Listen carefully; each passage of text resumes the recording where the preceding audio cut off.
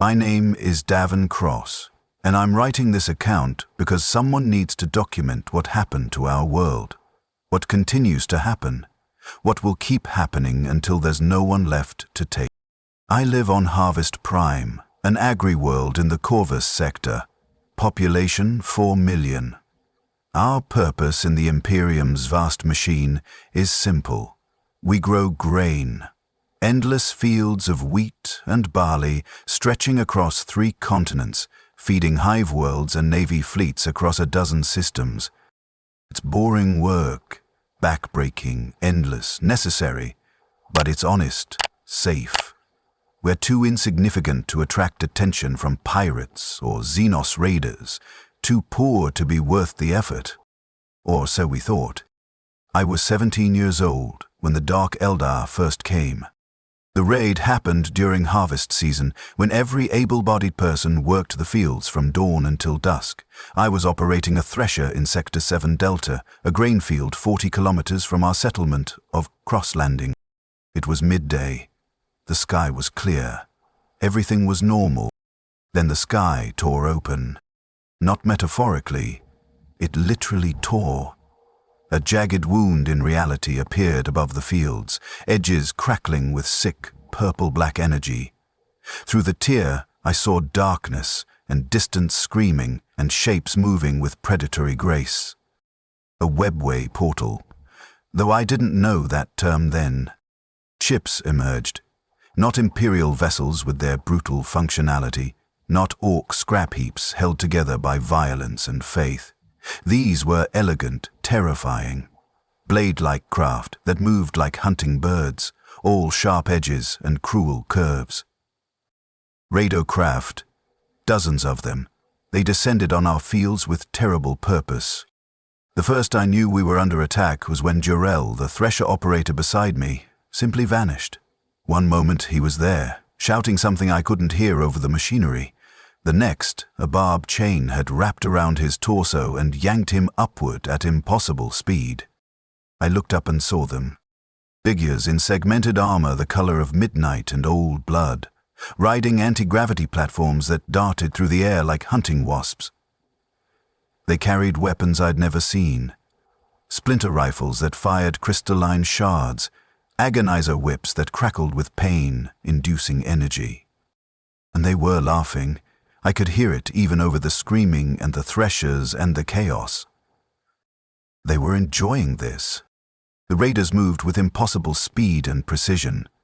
They didn't kill indiscriminately. They captured. Barbed nets fired from their weapons wrapped around people, rendering them immobile. Chains with cruel hooks snagged limbs and clothing, dragging victims toward hovering transport craft. Electro whips struck workers who tried to resist, delivering pain that dropped grown men instantly. I tried to run. Made it perhaps 20 meters before something hit me from behind. A shock net that wrapped around my body and sent electricity coursing through my nervous system. Not enough to render me unconscious, but enough to paralyze every muscle.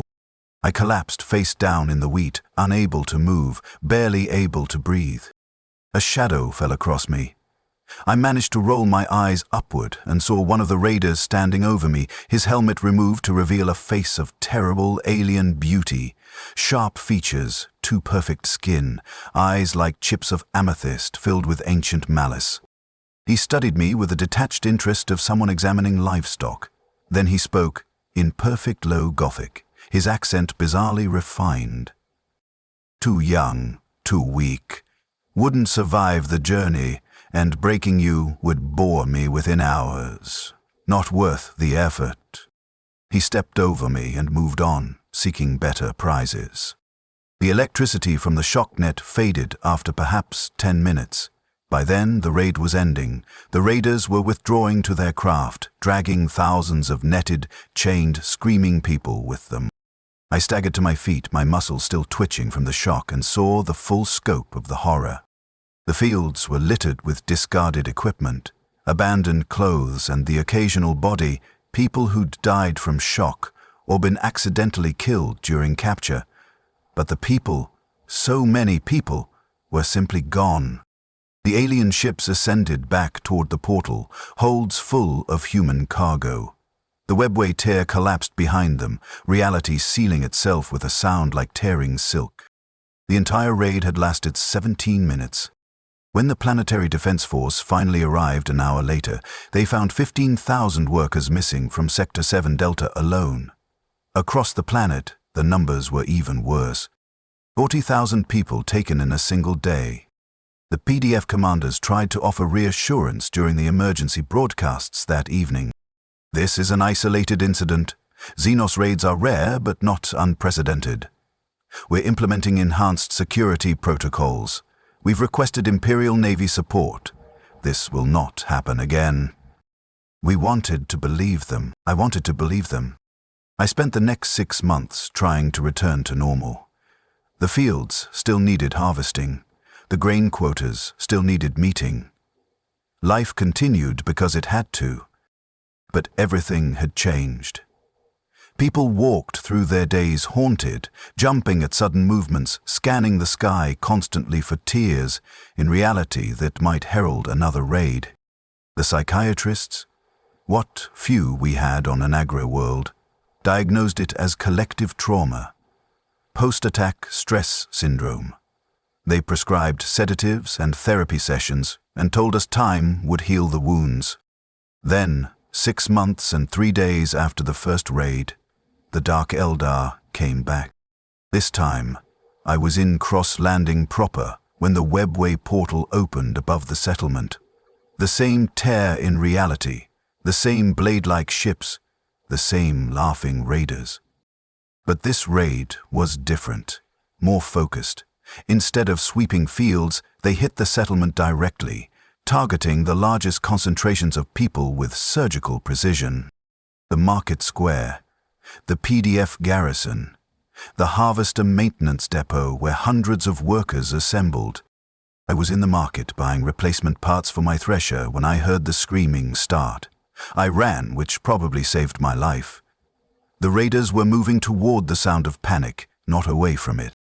I hid in a grain storage silo for 4 hours, listening to the sounds of the raid through the metal walls. Screaming. Weapons fire that ended quickly. The hum of anti-gravity engines. And that terrible, mocking laughter. When I finally emerged, 3,000 people were gone, including my Uncle Harron, who'd been shopping in the market, including Pastor Matthias from the local chapel, including 16 PDF troopers who tried to mount a defense and been captured alive for their effort. The PDF response was faster this time.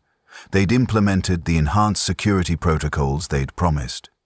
Rapid response teams arrived within 30 minutes. 30 minutes too late. The raiders were gone, the webway portal collapsed, reality sealed. Commander Vaskul of the PDF addressed the population the next day, his face grim. We're dealing with Dark Eldar raiders from the city of Komora. They strike from the webway, a dimension beyond our reality, which makes conventional defense nearly impossible. We cannot prevent them from opening portals. We cannot pursue them into the webway.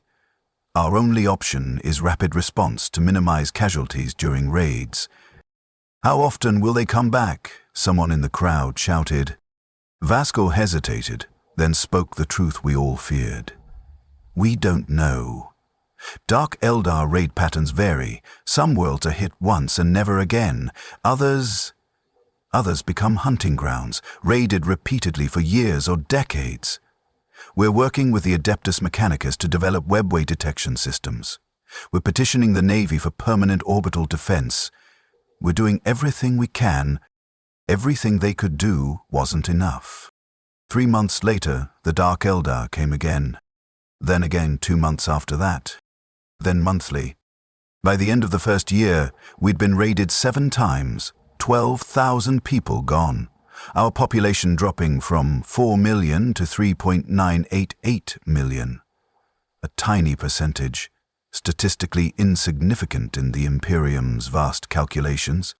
But those weren't statistics to us. They were fathers and brothers and sons and friends, vanished into the nightmare city of Komora. And we were beginning to understand the horrible truth. Harvest Prime hadn't been randomly selected. We'd been marked, catalogued. Our world had been added to some Dark Eldar Archon's list of preferred hunting grounds. We weren't citizens of the Imperium anymore. We were prey in an open-air hunting reserve. If this nightmare is affecting you, leave a comment with the word "prey" to show you understand their horror. Subscribe to witness what happens next. The raids developed a pattern over the first year, and that pattern was somehow worse than randomness. The Dark Eldar came monthly, always during the day when people were working and concentrated. They struck different sectors each time. Sector 7 Delta, then Cross Landing, then the northern settlements, then the eastern harvest fields, cycling through our world's population centers with methodical efficiency. They were farming us, harvesting human crops alongside the grain. The PDF tried everything.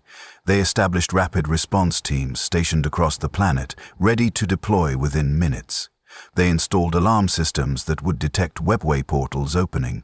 They trained civilians in emergency protocols. When the sirens sound, scatter immediately.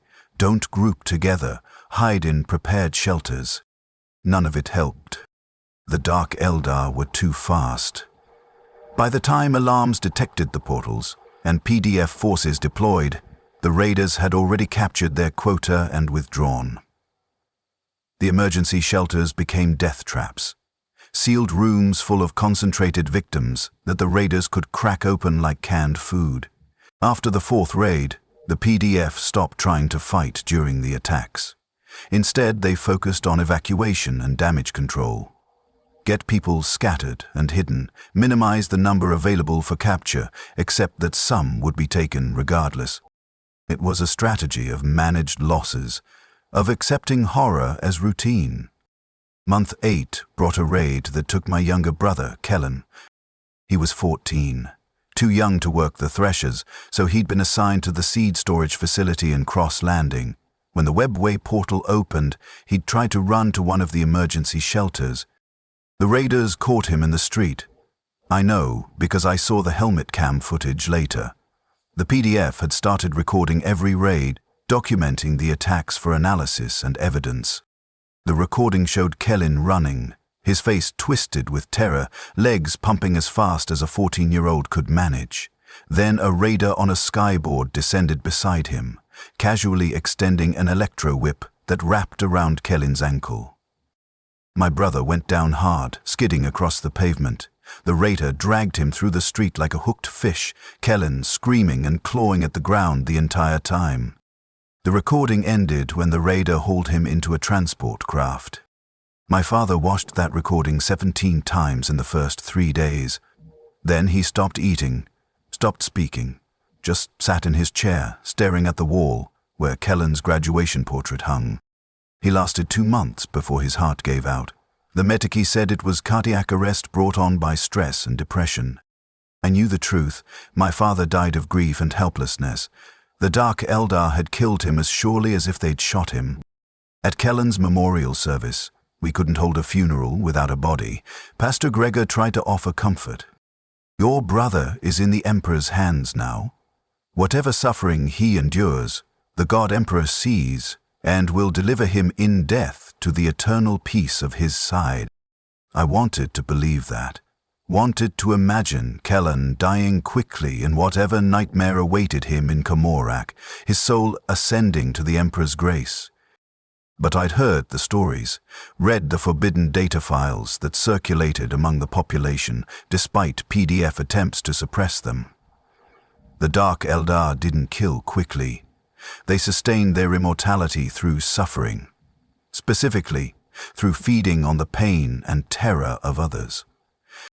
The people they took weren't killed, they were kept alive for years, decades, centuries, subjected to tortures that would destroy a mind within days, except the Dark Eldar had mastered the art of keeping their victims conscious and aware through the entire process. Kellen wasn't dead. He was suffering. Would be suffering for years, possibly forever, in the pain arenas and torture galleries of Comorak. And there was nothing I could do. nothing anyone could do. That helplessness was the worst part.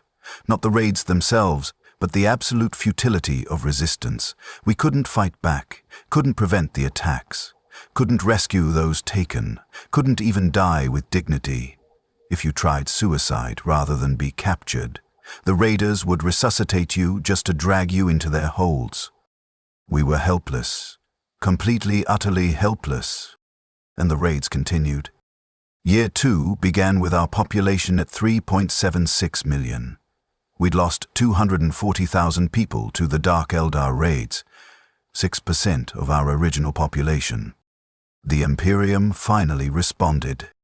An Imperial Navy frigate, the Retribution's Dawn, arrived in system, with orders to establish orbital defense and deter future Xenos incursions. After being away for a small budget, Avocation Xenos resented. Hope surged through the population. The Navy was here, we'd be protected, the raids would stop. Captain Yorick addressed the planet via Vox broadcast. Citizens of Harvest Prime, the Emperor protects. Our presence will discourage further Xenos aggression. Any raiding forces will face the full might of Imperial naval firepower. The Dark Eldar came 2 weeks later. 2 weeks later, they took some mercy. The webway portal opened in low orbit, and 3 raiding craft descended toward Sector 12. The Retribution's Dawn detected them immediately and opened fire with lance batteries. They hit nothing. The raider craft were too small, too fast, too maneuverable. They dodged the lance strikes with contemptuous ease, descended to the surface, conducted their raid, and withdrew before the Retribution's Dawn could reposition for another shot. 2,000 people taken, the Navy ship completely ineffective. Captain Yorick voxed down an apology and explanation. Naval vessels are designed for ship-to-ship combat, not anti-raiding operations. Our weapons can't track targets moving at atmospheric speeds with that level of agility. We need specialized air defense platforms, which we're requesting from Segmentum Command. Those platforms never arrived. 6 months later, the Retribution's Dawn was redeployed to another war zone. We were alone again. Because in the Imperium's vast strategic calculations, Harvest Prime wasn't important enough to justify permanent naval protection. We were an agri-world, replaceable.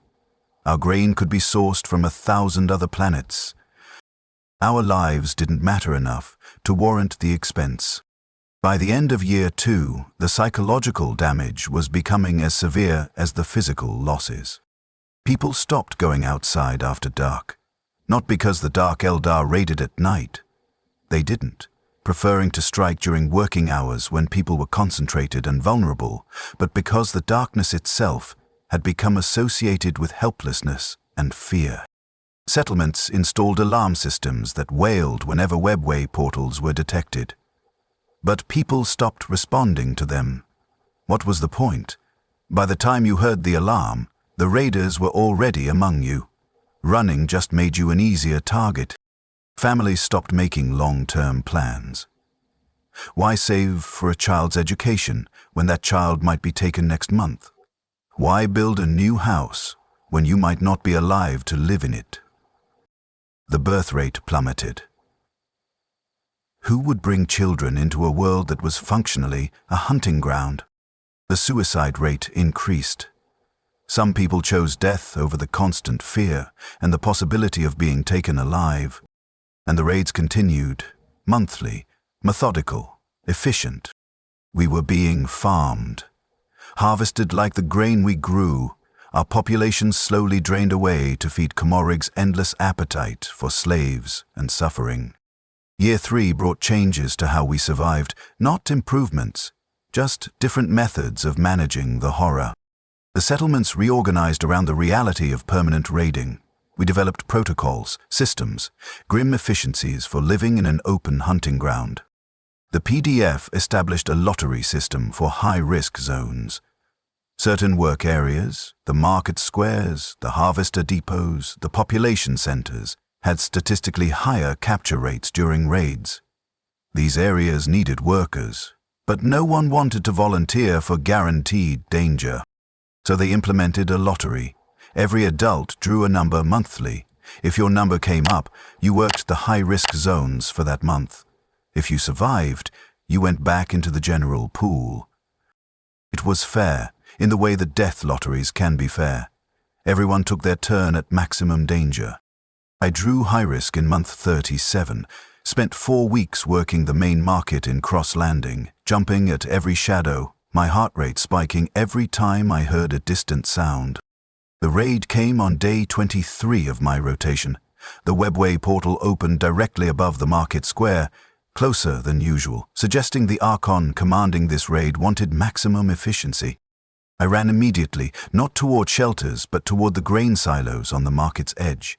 Tall structures with narrow maintenance ladders where raiders on skyboards couldn't easily maneuver. I climbed 70 meters up a silo's exterior ladder and pressed myself against the metal surface, trying to become invisible. Below me, the market descended into chaos.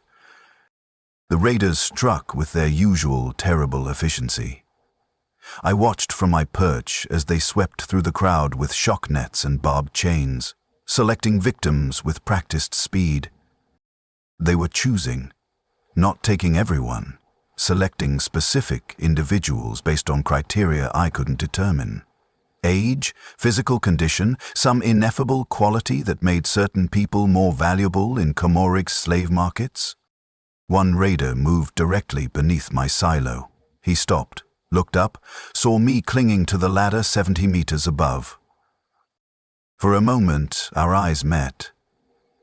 His were the color of poison, ancient and cruel and amused.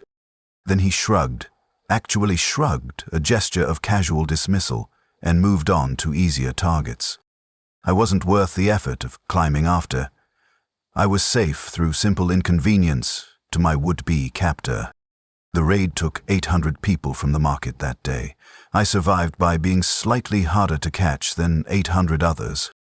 That became the grim calculus of survival. Don't be the slowest. Don't be the most visible. Don't be in the worst position when the portal opens. You didn't need to outrun the Dark Eldar. You just needed to outrun your neighbors. Share this video if you understand the horror of survival through others' sacrifice.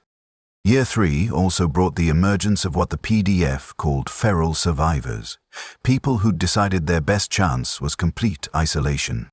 They abandoned the settlements entirely, building hidden shelters in the wilderness, living off the land, avoiding any concentration of population that might attract raiders. I understood the logic. The Dark Eldar raided population centers because that's where the most victims could be taken efficiently. If you lived alone in the wilderness, you were statistically safer. Not safe, but safer. Except it meant abandoning civilization entirely. Living like an animal, paranoid and isolated, slowly losing your humanity in exchange for a marginally better chance of not being captured. My friend Torvin chose that path in month 40 Yunk. He'd lost his entire family. Father taken in year 1, mother in year 2, younger brother just 3 months prior. He couldn't endure the waiting anymore. I'd rather die free in the wilderness than live as prey in the settlements, he told me the night before he left.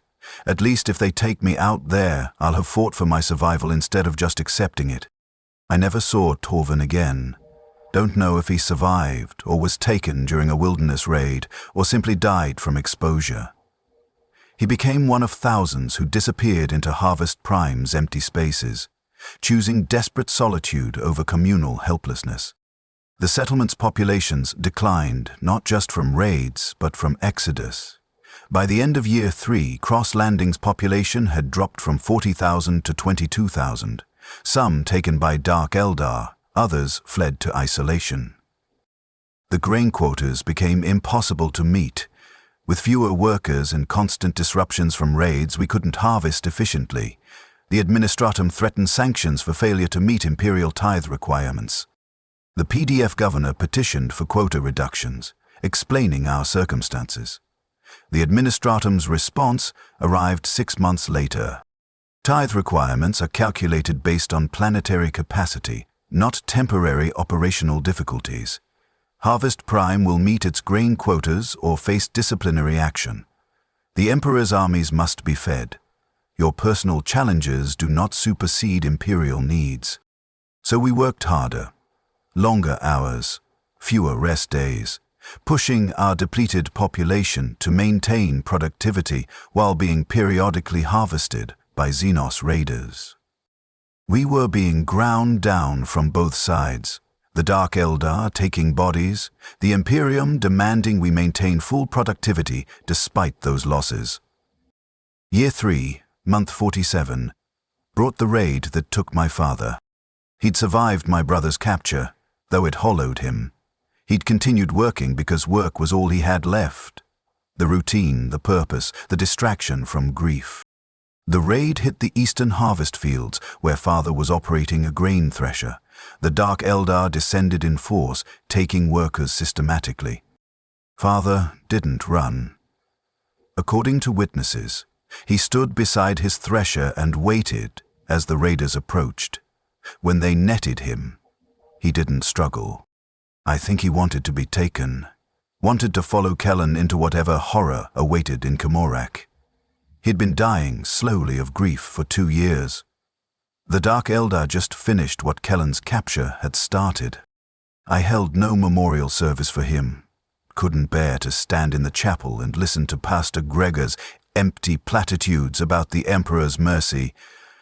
Father was gone, following his youngest son into nightmare, and there was no comfort in that. I was alone now. No family. Most of my friends either taken or fled into the wilderness. Just me and the grain fields, and the monthly terror of webway portals tearing open the sky. Year 4 began with our population at 3.1 million, a loss of 900,000 people in 4 years, nearly a quarter of our original population. The demographic damage was becoming critical. We'd lost disproportionately from the working-aged population, the people the Dark Eldar valued most as slaves and gladiators. The remaining population skewed elderly and very young, neither group able to maintain the agricultural production the Imperium demanded. The PDF governor made a desperate decision: import workers from other worlds to replace those taken. The administratum approved the request, and transports began arriving with volunteer colonists. Desperate people from overpopulated hive worlds, lured by promises of clean air, open spaces, and honest work. The PDF didn't tell them about the Dark Eldar raids until after they'd arrived and signed binding work contracts. By then, they were trapped, legally obligated to fulfill their labor terms or face penal servitude. I watched the new arrivals disembark at the cross-landing spaceport, their faces bright with hope and optimism. They had no idea what they'd walked into. Some figured it out quickly when they saw our haunted expressions, our constant vigilance, our alarm systems and rapid response protocols. Others didn't understand until the first raid they experienced. I'll never forget the look on one colonist's face, a man named Parik from some hive world I'd never heard of, when the webway portal opened above the market where he was shopping. His expression shifted from confusion to terror to despair in the span of seconds as he realized what was happening. He'd been lured to Harvest Prime with lies, and now he was prey like the rest of us. Parik was taken in that raid. 3 weeks after arriving on Harvest Prime, he was in Comora's slave pits. The colonist program continued anyway. The Imperium needed Harvest Prime's grain production maintained, and if that required lying to desperate people and feeding them to Dark Eldar readers, that was an acceptable cost. We were all expendable, all replaceable, just another resource to be harvested and replenished as needed. Year 4, month 50 brought a raid that was different from the others, smaller, more targeted, and infinitely more cruel. The Dark Eldar didn't hit a population center. Instead, they raided the PDF headquarters itself, specifically targeting the command staff. They took Commander Vasco, 3 of his senior officers, and the entire tactical planning team, 12 people total, a tiny number compared to their usual hauls of thousands. But these 12 people were our entire defense coordination infrastructure. They knew our response protocols, our emergency procedures, our strategic planning. A week later, the raids increased in efficiency. The Dark Eldar struck exactly when and where our depleted defenses were weakest, as if they knew our deployment schedules and response limitations. Because they did know. They'd captured the people who designed those systems and tortured the information out of them. The PDF tried to implement new protocols, but within weeks, those were compromised too. Every time we developed a new defensive strategy, the Dark Eldar adapted with information extracted from captured personnel. We were being infiltrated through our own people. Every person taken was a potential intelligence source, tortured until they revealed everything they knew about our defenses, our patterns, our vulnerabilities. The paranoia became unbearable. Who could we trust with sensitive information when that person might be captured and tortured next month? How could we coordinate defense when the enemy knew our plans before we implemented them? The PDF stopped sharing operational details even with its own personnel. Need to know became the absolute standard. Trust evaporated. And still the raids continued, now with enhanced precision thanks to intelligence gathered from our own captured people. By the end of year 4, I'd stopped thinking about the future, stopped making plans, stopped hoping for rescue or deliverance. I existed day to day, working the grain fields because the alternative was starvation, hiding when the alarms wailed, emerging afterward to count the missing and return to work. This was life now. This was all life would ever be. An existence defined by periodic culling, constant fear, and the knowledge that eventually my number would come up. Eventually, I'd hear the alarm and run and hide, and it wouldn't be enough. The raiders would find me, net me, drag me into their transport craft. And then I'd discover what Kellen and Father and 900,000 others had already learned. What horrors awaited in the dark city of Camorra. I'd both feared and, in my darkest moments, almost welcomed it. At least being taken would end the waiting, the uncertainty, the daily terror of anticipating what felt increasingly inevitable. At least in Camorrath, I'd know my fate instead of dreading it. Like and subscribe if this grinding horror is getting to you. Comment where you're watching from today. Year 5 began with our population at 2.7 million. We'd lost 1.3 million people, nearly 1/3 of our original population in 5 years of systematic harvesting. The landscape of Harvest Prime had changed visibly. Entire settlements stood abandoned, their populations either taken or fled. Fields went unharvested because there weren't enough workers to tend them. The grain quotas had been revised down 3 times, and we still couldn't meet them. The Administratum's response to our continued failure was to increase worker importation.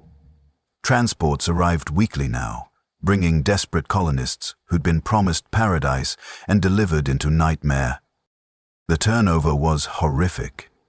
Colonists would arrive, work for perhaps 3 to 6 months, then get taken in a raid. New colonists would replace them, beginning the cycle again. Harvest Prime had become a meat grinder, with a constant influx of fresh bodies to replace those consumed. I'd stopped learning the names of new arrivals. There was no point forming connections with people who'd likely be gone within months.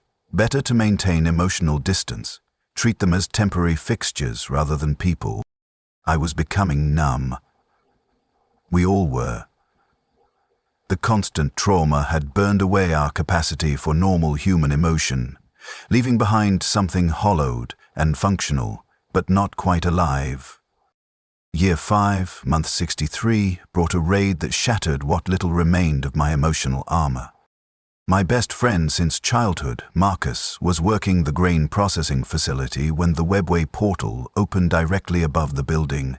The raiders descended in force, clearly targeting the facility specifically. Pillar read aloud. Without warning, I was confronted by an ancient, arid death. Marcus managed to vox me during the raid, a brief, panicked message. "Davon, they're here. They're inside the building. I'm hiding in the storage room, but I can hear them searching. I can hear people screaming. I don't want to go to that place. I don't want to end up like Kellon and your father. Please, Emperor, please. The Vox cut off mid-prayer. I tried to reach the processing facility, but PDF lockdown protocols prevented movement during active raids. I stood at a checkpoint 4 kilometers away, listening to the sounds of the raid over the Vox network, completely helpless. When the lockdown lifted and I reached the facility, Marcus was gone, along with 247 other workers. The facility's interior was a mess: overturned equipment, bloodstains, scattered personal belongings. I found Marcus's work badge lying near the storage room where he'd hidden. The raiders had found him anyway. I picked up the badge and stood there for perhaps an hour, just holding it, feeling absolutely nothing. The grief I'd expected didn't come. The rage didn't come. Just emptiness. Marcus had been the last person I genuinely cared about. With him gone, I had no one. I was completely alone on a dying world, waiting for my turn to be harvested. That night, I seriously considered joining the feral survivors, taking whatever supplies I could carry and disappearing into the wilderness, living however long I could manage before the Dark Eldar, or starvation, or simple exposure killed me. But I didn't, because even that felt like too much effort. Easier to just continue the routine. Work, hide, survive, repeat. I was a ghost, haunting my own life. Year 5 brought another change to the raids. They became more varied in their cruelty. Some raids continued the standard pattern: descend, capture, withdraw, efficient harvesting operations. But others were different. The Dark Eldar would land and simply terrorize people for hours without taking anyone. They'd chase civilians through the streets, firing weapons that caused agony without killing, laughing at the panic they created.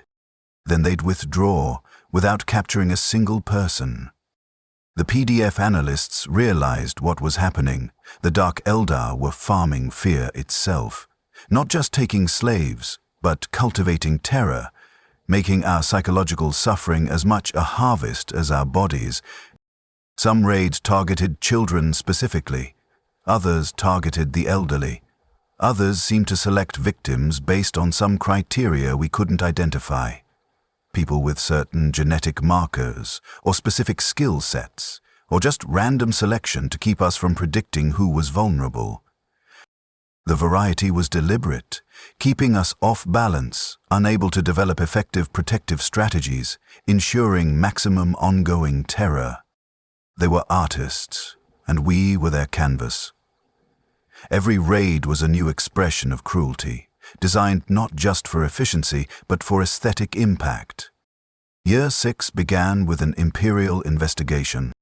An inquisitor from the Ordo Xenos, a man named Kavros, arrived to assess our situation and determine why Harvest Prime's grain production had dropped so dramatically.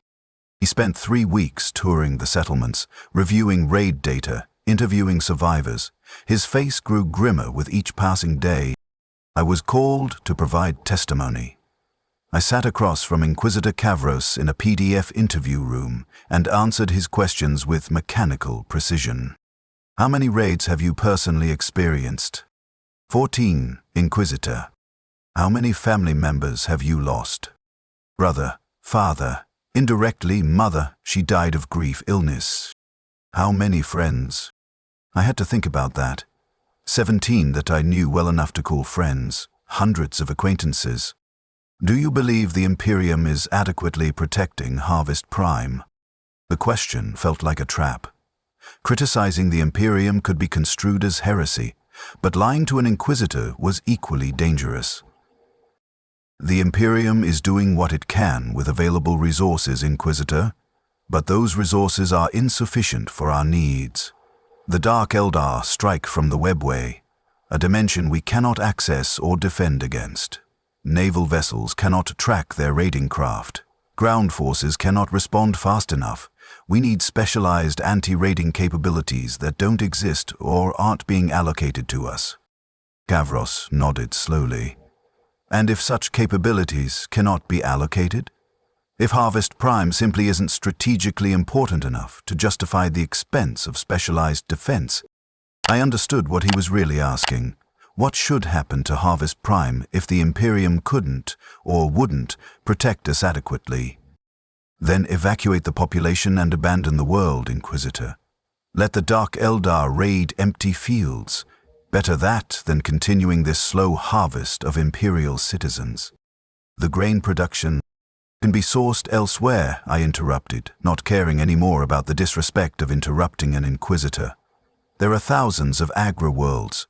Harvest Prime isn't unique, except in being a marked hunting ground. Every person you leave here is a person you're knowingly feeding to the Dark Eldar. Either defend us properly, or evacuate us. This middle ground of token protection, while we're slowly consumed, is worse than either alternative. Gavros studied me for a long moment. Then he spoke quietly. You're right, this is untenable. I'll recommend full planetary evacuation in my report to the Segmentum Command. Hope surged in my chest for the first time in years. Evacuation, escape, an end to the nightmare. Gavros's report was filed. 6 months later, the response came from Segmentum Command. Evacuation denied. Transportation resources insufficient for population transfer of this scale.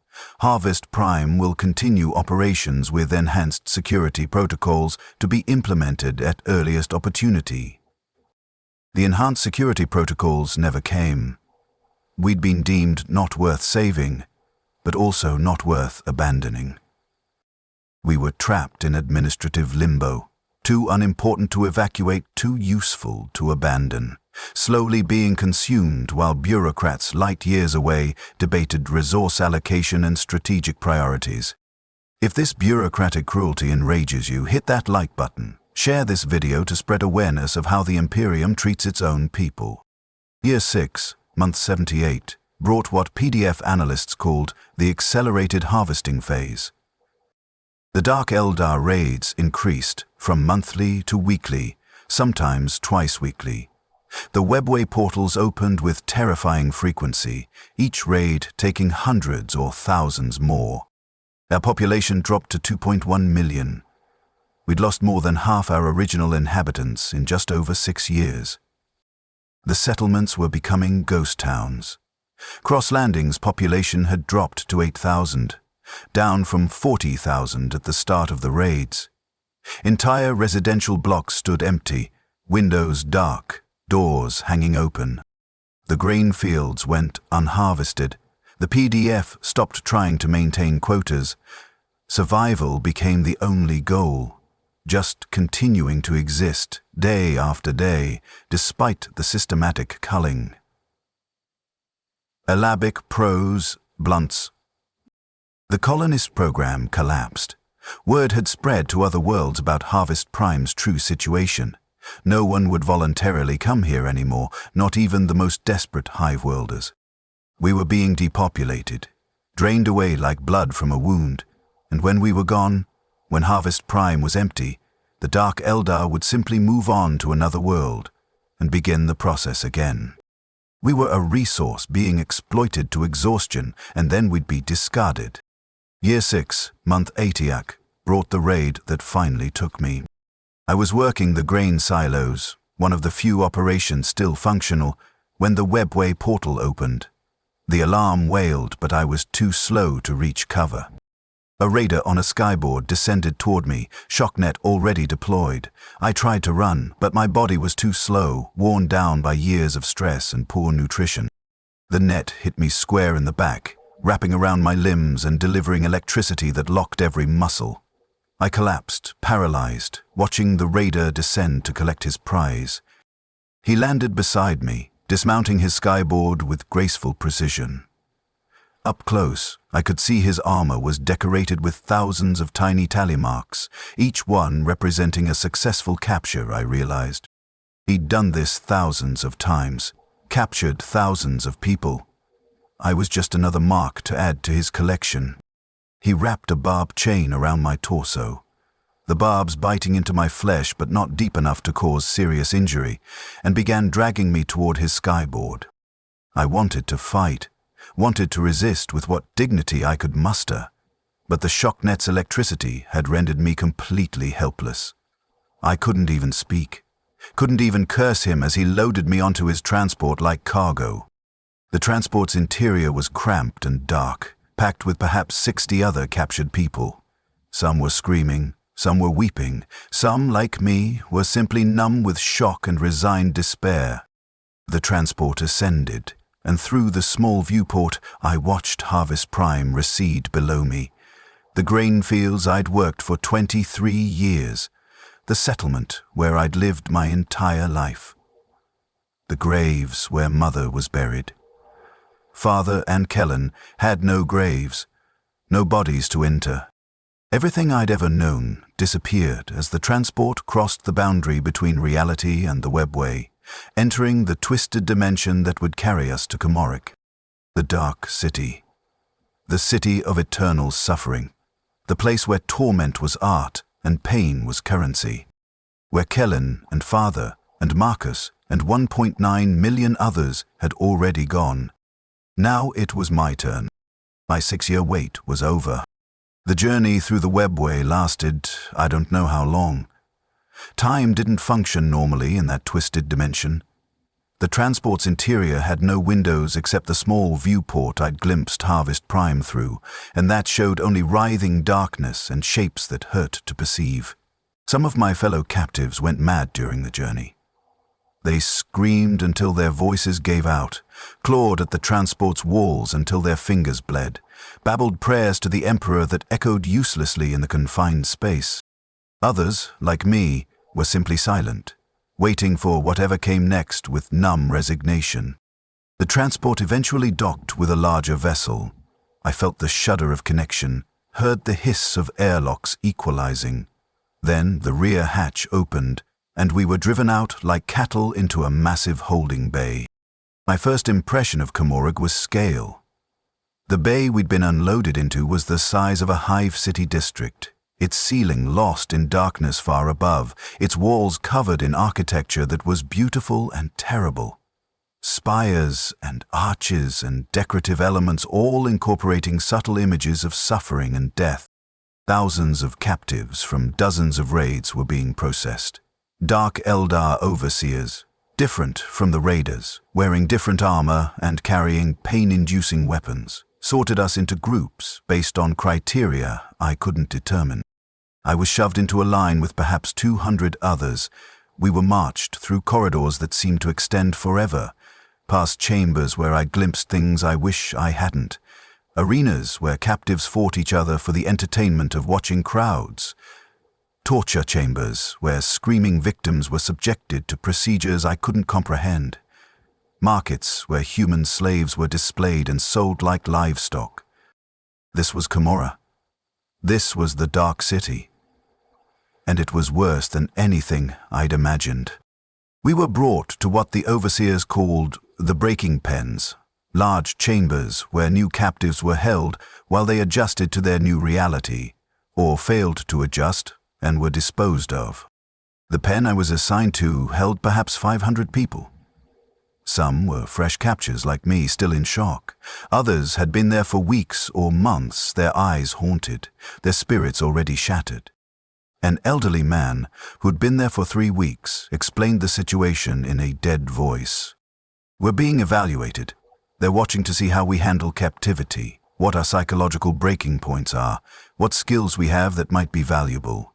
The ones who break too quickly or have nothing useful to offer get sent to the arenas, thrown into gladiatorial combat until they die.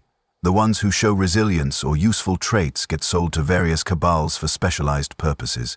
Either way, we're merchandise. The only variable is how we're used, before we're used up." "How long does this evaluation take?" someone asked. "Depends. Could be weeks, could be months. Time doesn't work right here. I think I've been here for 3 weeks, but it feels like years. Or days. I can't tell anymore." He was right about time.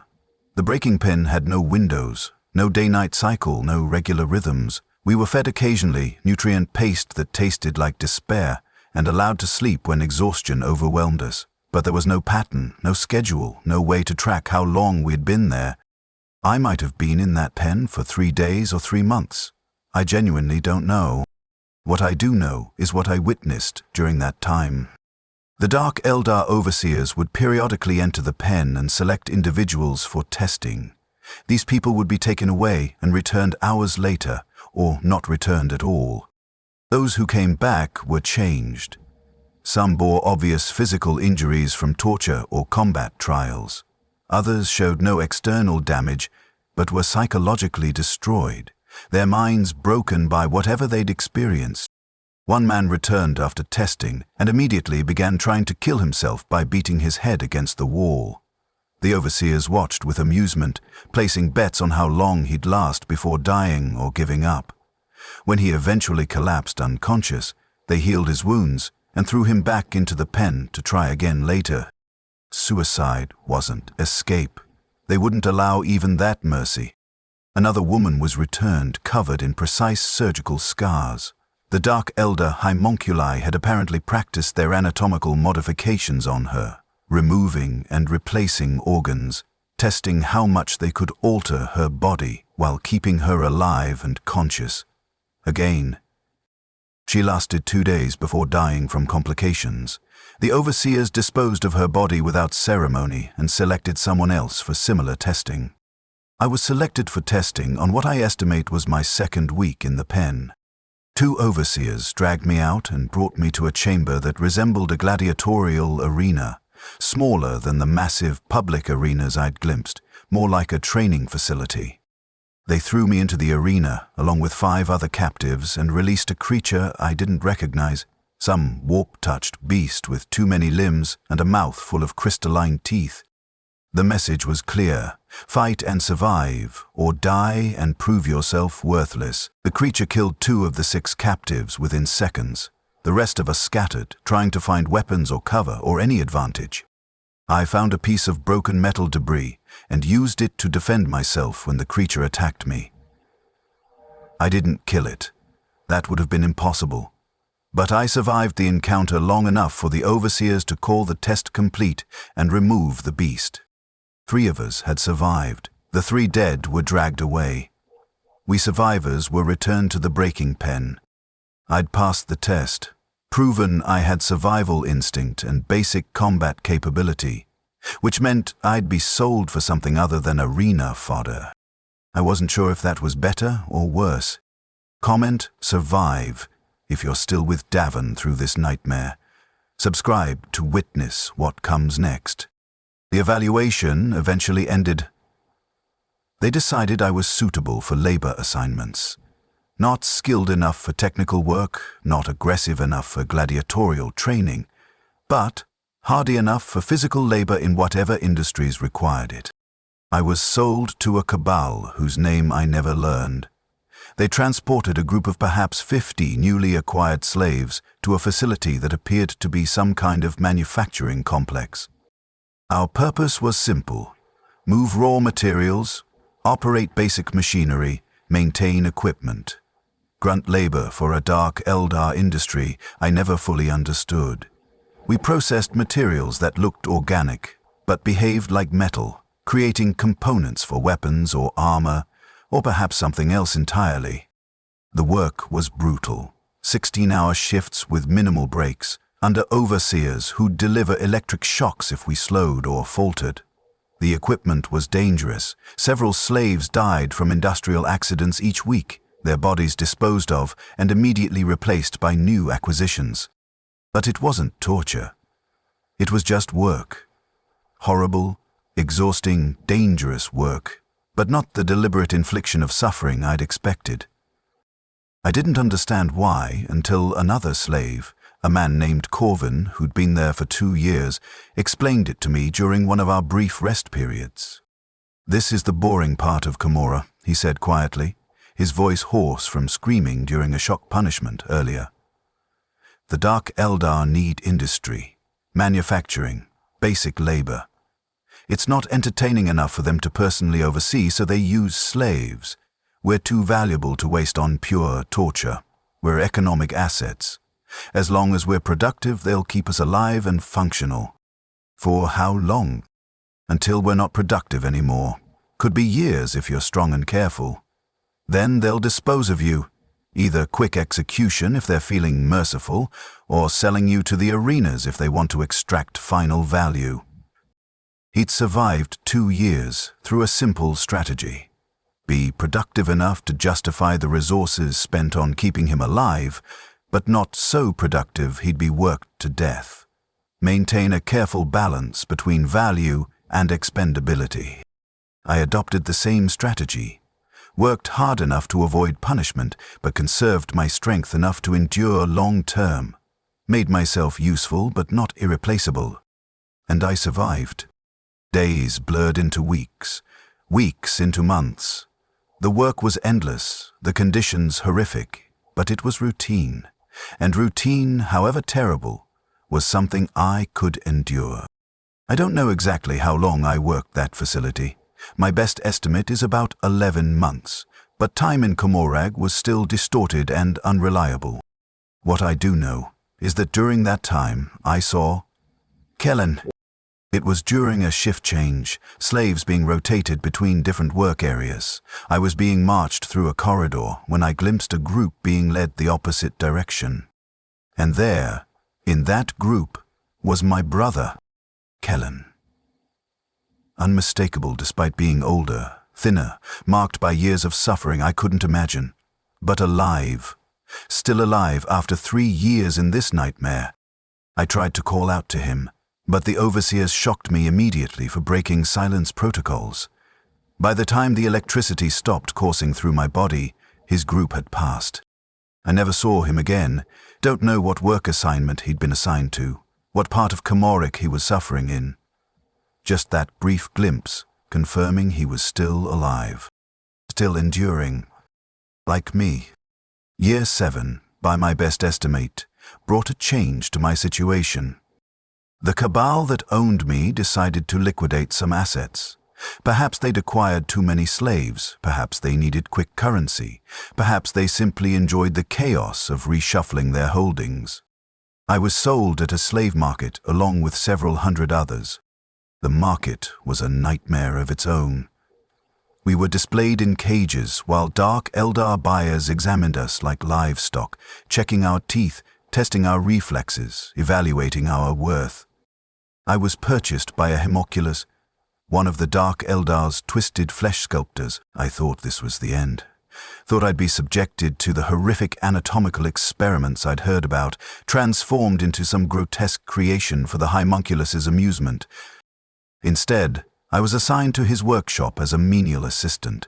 My job was to clean the surgical theaters, dispose of organic waste, maintain the equipment, and occasionally restrain subjects during procedures. It was worse than the manufacturing facility. Not because the work was harder, but because I was forced to witness what the homunculus did to his subjects. The procedures were beyond description. He'd take living beings, human, Xenos, sometimes Dark Eldar who'd failed their cabals, and modify them. Remove organs and replace them with artificial versions, graft additional limbs, redesign nervous systems to enhance or eliminate pain sensitivity, create hybrid creatures by fusing multiple subjects together, and all of it while the subjects remained conscious. The homunculus considered anesthesia wasteful, pain was data, screaming provided feedback, consciousness made the work more interesting. I was required to assist, to hold subjects down while they were cut open, to hand the homunculus his tools while he worked, to clean up the aftermath. I learned to disconnect my mind from my actions, to perform the tasks mechanically while mentally retreating to some safe place where I didn't have to acknowledge what I was participating in. I became a ghost in my own body, going through motions while my consciousness hid from the horror. This continued for what I estimate was 6 months. 6 months of assisting in procedures that would haunt me for whatever remained of my life. Then the homunculus grew bored with me. I hadn't provided any interesting reactions, hadn't broken in entertaining ways, hadn't been useful enough to justify keeping. he sold me back to the slave markets. And I was grateful. Grateful to escape his workshop, even if it meant returning to the uncertainty of being merchandise. My third assignment was to a gladiatorial training facility.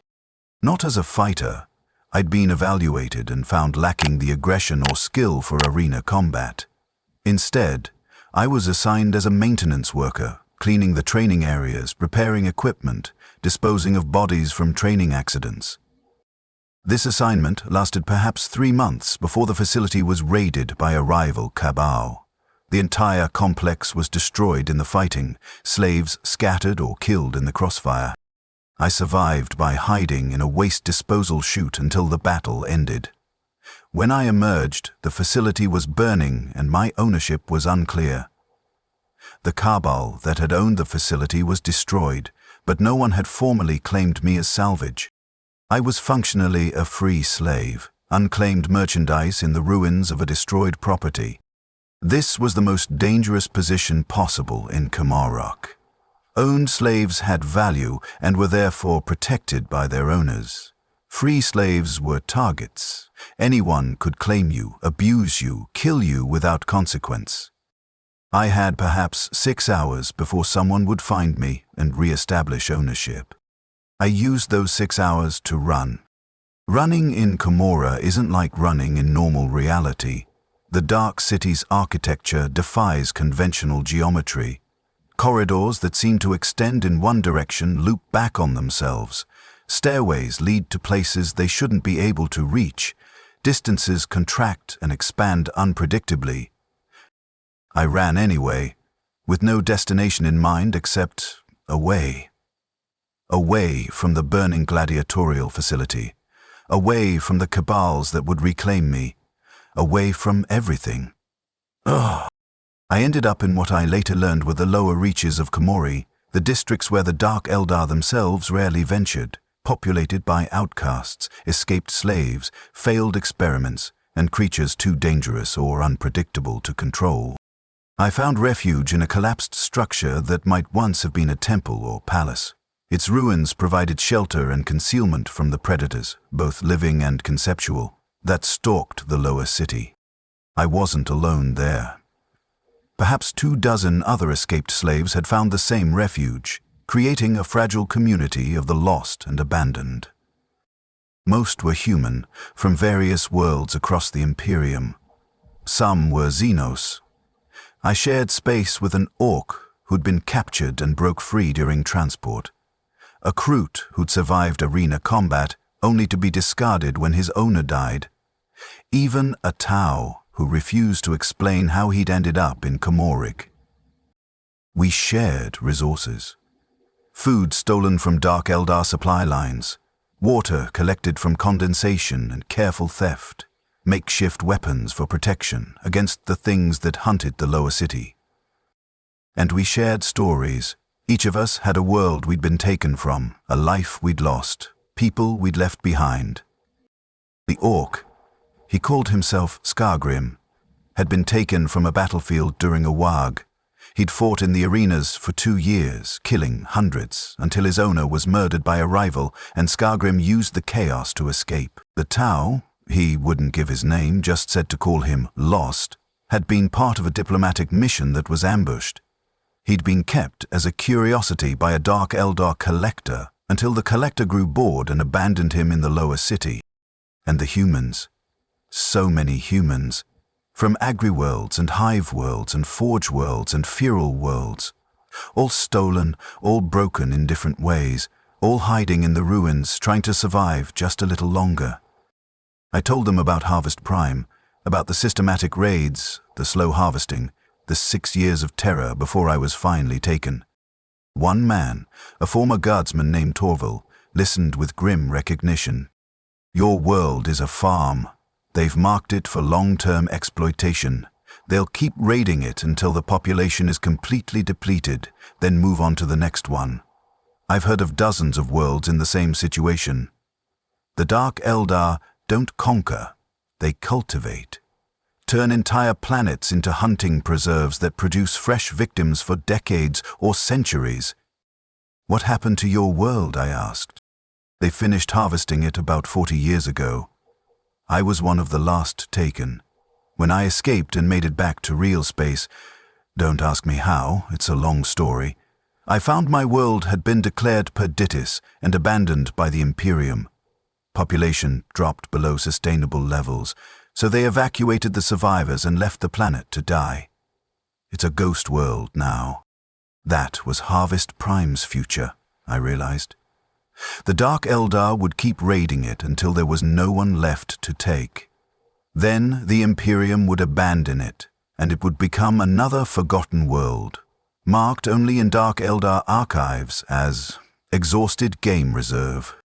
My homeworld would die, and its death would be meaningless to everyone except those who'd suffered through it. If Harvest Prime's fate is breaking your heart, like and subscribe. Share this story so others understand what the Dark Eldar do to entire worlds. I survived in the lower city for what I estimate was 3 months, though time remained unreliable and it could have been longer or shorter. During that time, I learned things about Commorrage that I wish I didn't know. The Dark City is infinite, or close enough that the distinction doesn't matter. It exists partially in real space and partially in the webway, its architecture spanning dimensions in ways that break conventional physics. It's populated by billions of Dark Eldar, each one sustained by feeding on the suffering of others. They need pain and terror the way humans need food. Without it, their souls are consumed by She Who Thirsts, the chaos god they inadvertently created. This means Commorrah requires a constant supply of victims, millions of sentient beings captured, tortured, broken, consumed. The slave raids that devastated Harvest Prime and thousands of other worlds were just supply chains feeding an economy built on suffering. We weren't people to them. We were resources, renewable crops to be harvested regularly and efficiently. My time in the lower city ended when Skargrim found a way out. The Orc had been exploring the ruins extensively, mapping passages and hidden routes with the strange instinctual navigation his kind possessed. He'd discovered what he claimed was a portal. Not a webway gate, but some kind of dimensional tear leading to real space. "I'm going through," he announced one day. "Going back to fight. Better to die in battle than rot in this cursed place." Several others decided to follow him. Torval, 3 other humans, the Kroot. They'd rather risk the unknown danger of the portal than continue hiding in Commorrag's ruins. I went with them. Because Torval was right. Staying in Commorrag meant slow death. Better to risk immediate death with the possibility of escape. We traveled through the lower city for days, following Skargrim's navigation, avoiding the predators and patrols. Several times we had to hide while Dark Eldar hunting parties passed, seeking escaped slaves for sport. We reached the portal in what appeared to be a long-abandoned section of the webway, a place where reality had torn, creating a stable but uncontrolled breach. Skargrim didn't hesitate. He walked directly into the tier and vanished. We followed, one by one, stepping through the breach into chaos. The transition was violent and disorienting. I felt like I was being torn apart and reassembled, stretched across impossible distances, compressed into impossible densities.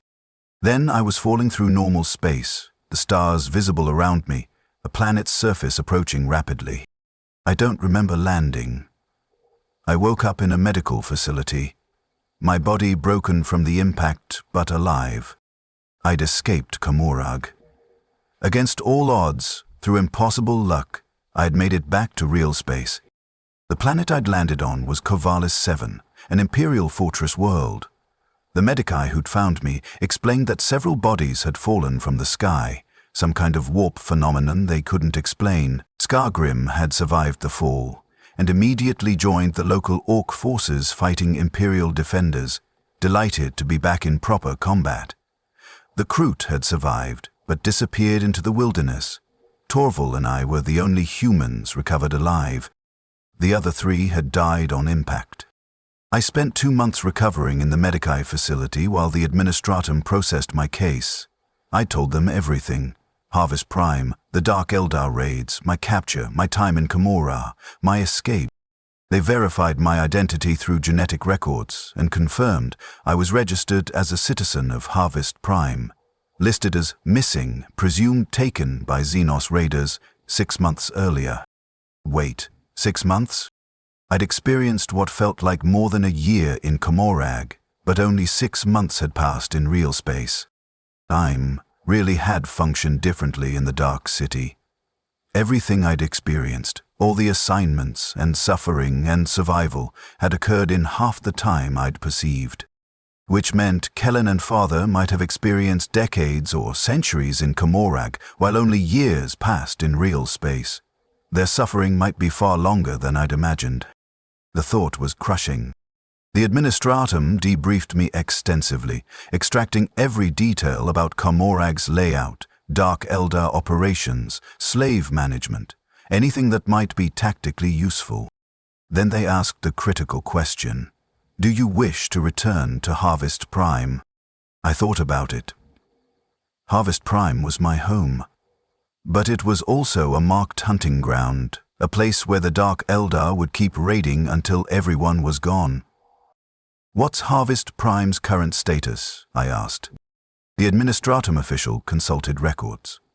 "Population currently at 1.8 million. Raids continue on average twice monthly. Grain production has fallen below critical thresholds. The world is scheduled for potential abandonment within 5 years if conditions don't improve."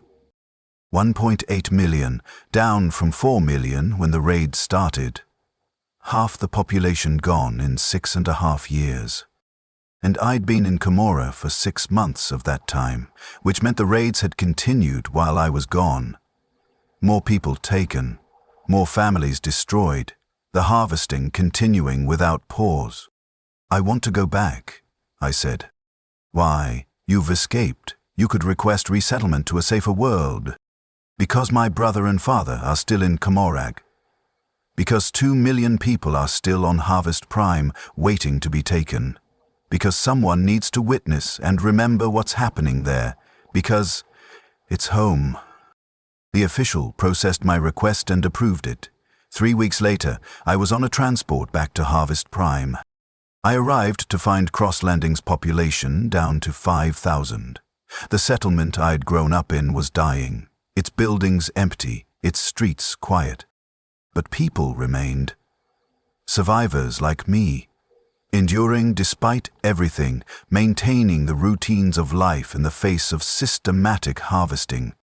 I returned to work in the grain fields because that's what I knew how to do. The work was the same, the fear was the same, the periodic terror of webway portals opening was the same. But I'd changed. I'd seen Camorra. I knew exactly what awaited those who were taken. I'd experienced the full scope of the nightmare instead of just imagining it. And I'd seen Kellen, knew he was alive, still enduring somewhere in the Dark City. The raids continued. Monthly, sometimes weekly, the Dark Eldar descended to harvest more of us. The population continued to decline. Year 8 brought me to the present moment. Me sitting in the ruins of what used to be my family home, writing this account by the light of a failing glow lamp. Tomorrow there might be another raid, or next week, or in an hour. The webway portal could open at any moment, and I could be taken again. But tonight, I'm here, still alive, still bearing witness. Harvest Prime's population is now 1.6 million. We've lost 2.4 million people, 60% of our original population, in 8 years of raids. The Administratum's projections suggest complete depopulation within 7 more years if current trends continue. Then Harvest Prime will be abandoned, left as a ghost world, another forgotten casualty of the Dark Eldar's endless hunger. But we're not gone yet.